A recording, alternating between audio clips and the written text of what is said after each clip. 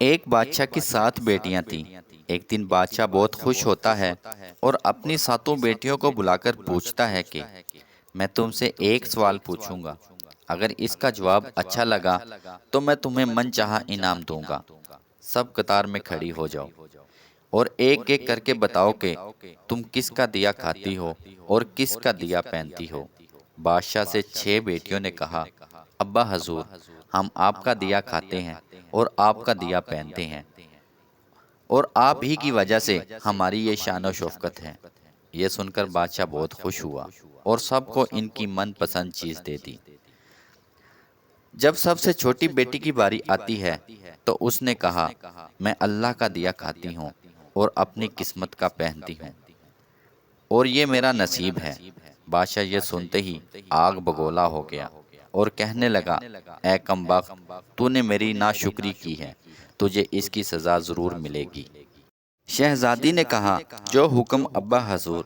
بادشاہ نے سپاہیوں کو حکم دیا کہ جاؤ اسے جنگل میں چھوڑ آؤ، میں بھی دیکھوں کہ یہ کیسے میرے بغیر اللہ کا دیا کھاتی ہے اور اپنے نصیب کا پہنتی ہے۔ شہزادی سے تمام زیورات لے لیے گئے۔ خستہ حال کپڑوں میں، بغیر کسی ساز و سامان، بادشاہ کے حکم کے مطابق جنگل میں تنہا چھوڑ دیا گیا۔ لیکن شہزادی مطمئن تھی اور اللہ پر توکل تھی کہ جو اس نے رزق اور عیش و عشرت میرے نصیب میں لکھی ہے وہ مجھے ضرور ملے گی۔ سب سپاہی شہزادی کو چھوڑ کر واپس چلے گئے۔ شہزادی جنگل کو دیکھنے لگی۔ چاروں طرف درخت ہی درخت تھے اور دوپہر سے شام ہونے والی تھی کہ شہزادی نے سوچا، کیوں نہ کچھ لکڑیاں جمع کر لوں تاکہ رات کو آگ جلاؤں اور کوئی جنگلی جانور میرے پاس نہیں آئے گا۔ اس کے بعد شہزادی جنگل میں لکڑیاں ڈھونڈنے کے لیے نکل پڑی۔ اس کی نظر ایک جھونپڑی پر پڑی جہاں باہر ایک بکری بندھی ہوئی تھی اور اندر سے کھانسنے کی آواز آ رہی تھی۔ پہلے تو شہزادی بہت زیادہ حیران ہوئی کہ اتنی ویران جگہ پر جھونپڑی۔ پھر وہ جھونپڑی کے اندر داخل ہوئی تو کیا دیکھتی ہے کہ ایک بوڑھا ضعیف ایک چارپائی پر لیٹا ہوا ہے اور کھانستے کھانستے پانی پانی پکار رہا ہے۔ شہزادی ادھر ادھر دیکھتی ہے تو ایک کونے میں پانی کا گھڑا پڑا ہوا تھا۔ وہ پانی کا گلاس بھر کر بوڑھے ضعیف کو پلاتی ہے اور جھونپڑی کی صاف ستھرائی کرتی ہے۔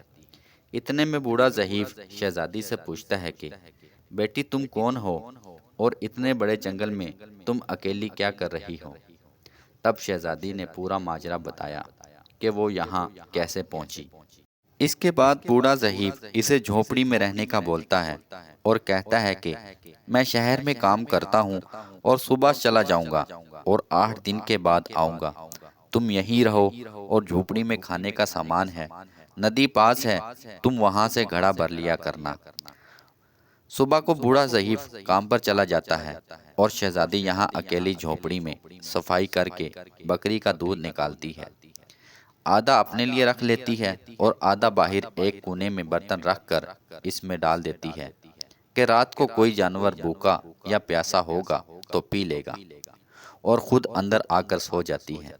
صبح سویرے جب شہزادی اٹھتی ہے تو کیا دیکھتی ہے کہ دودھ کا برتن خالی اور پاس ایک لال پڑا ہوا ہے جو دیکھنے میں بہت زیادہ نایاب اور قیمتی معلوم ہوتا ہے، اور پاس ہی سانپ کے نشان نظر آتے ہیں۔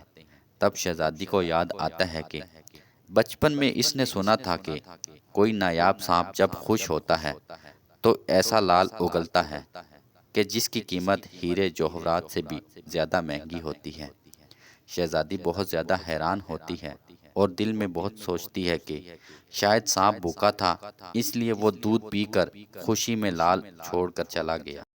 پھر وہ لال اٹھا کر اپنے پاس رکھ لیتی ہے اور پھر اگلی رات شہزادی برتن میں دودھ رکھ دیتی ہے۔ اگلی صبح جب دیکھتی ہے تو پھر ایک لال ہوتا ہے۔ ایسے کرتے کرتے 7 دن گزر جاتے ہیں اور شہزادی کے پاس 7 لال جمع ہو جاتے ہیں، اور اس کے بعد بوڑھا ضعیف بھی آ جاتا ہے۔ تب شہزادی اسے لال دکھاتی ہے اور سارا واقعہ بتاتی ہے، اور بوڑھے ضعیف کو 3 لال دے دیتی ہے اور کہتی ہے کہ شہر جا کر یہ لال بیچ دو اور آتے وقت اپنے ساتھ محل بنانے والے اور مزدور کو لے کر آنا۔ باقی 4 لال شہزادی اپنے گلے میں مالا کے طور پر پہن لیتی ہے، اور کچھ ہی مہینوں میں جنگل میں ایک عالی شان محل تیار ہو جاتا ہے، جس میں بوڑھا ضعیف اور شہزادی رہنے لگتے ہیں۔ اس کے بعد شہزادی جنگل میں لکاری کی ایک فیکٹری لگا دیتی ہے، جس میں غریب لوگ کام کرتے ہیں اور ان کی روٹی بھی چلتی رہتی ہے۔ دیکھتے ہی دیکھتے جنگل شہر نما بن جاتا ہے، اور دور دور تک دھوم مچ جاتی ہے کہ شہزادی بہت رحم دل ہے۔ یہ خبر ایسے ہی بادشاہ تک پہنچ جاتی ہے، تو بادشاہ کے دل میں اشتیاق ہوتا ہے کہ دیکھوں تو صحیح کون سے ملک کی شہزادی ہے جس کی اتنی تعریف ہے۔ بادشاہ سپاہیوں کے ہاتھ پیغام بھیجتا ہے کہ وہ شہزادی سے ملنا چاہتا ہے۔ یہاں شہزادی کے سپاہی جب شہزادی کو بتاتے ہیں تو شہزادی حکم دیتی ہے کہ بادشاہ سلامت سے ایک ہی شرط پر مل سکتے ہیں کہ وہ اپنی تمام بیٹیوں کے ساتھ آئے۔ سپاہی جا کر بادشاہ کو پیغام دیتے ہیں، تو ایک دن بادشاہ اپنی تمام بیٹیوں کے ہمراہ محل میں آ جاتا ہے۔ شہزادی ان سب سے چہرے پر نقاب پہن کر ملتی ہے، اور ان کے لیے 7 رنگ کے کھانے پیش کرتی ہے، اور ہر کھانے کے ساتھ اسی رنگ کا جوڑا اور زیور پہن کر آتی ہے۔ محل کی شان و شوکت خوبصورت تھی، اور شہزادی کا انداز بادشاہ اور تمام بیٹیوں کو بہت حیران اور متاثر کرتا ہے۔ آخر میں بادشاہ شہزادی سے کہہ دیتا ہے کہ تم میری بیٹی کی جگہ پر ہو، اور میں تمہارے کہنے پر اپنی تمام بیٹیوں کو ساتھ لے آیا ہوں، پھر بھی ہم سے پردہ کس لیے؟ بہت اصرار پر شہزادی کہہ دیتی ہے، ٹھیک ہے، میں تیار ہو کر آتی ہوں۔ سب شہزادیاں آپس میں سرگوشی کرتی ہیں کہ اتنی تو تیار ہے، اور اتنے مہنگے زیور پہنے ہوئے ہیں، اب اور کتنا تیار ہو کر آئے گی؟ اتنے میں کیا دیکھتے ہیں کہ دور سے ایک خستہ حال کپڑوں میں کوئی آ رہا ہے۔ غور کرنے پر بادشاہ کو یاد آتا ہے کہ یہ تو ابھی تک زندہ ہے۔ میں تو سوچتا تھا کہ اس سے جنگل کا جانور کھا گیا ہوگا۔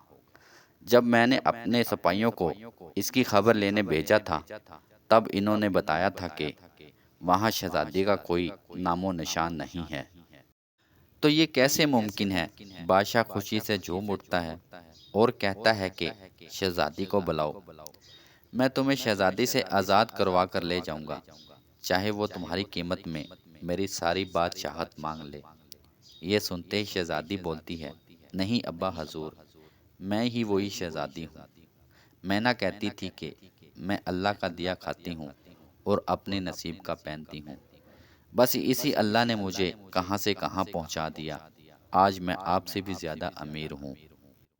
پھر شہزادی اپنا تمام حال بیان کرتی ہے کہ وہ اس مقام پر کیسے آئی، اور دکھاتی ہے اپنے گلے کی مالا جس میں ابھی بھی 4 لال موجود تھے۔ یہ سنتے ہی باقی تمام شہزادیاں دل میں رقص کرنے لگتی ہیں، اور سوچتی ہیں کہ کاش ہم بھی تب یہی کہا ہوتا کہ ہم اللہ کا دیا کھاتی ہیں اور اپنے نصیب کا پہنتی ہیں۔ ناظرین، ہمیشہ اللہ تعالیٰ کی ذات پر یقین رکھو، وہ جس حال میں بھی رکھے ہمیشہ شکر ادا کرو، وہ ذات تمہیں کبھی اکیلا نہیں چھوڑے گی۔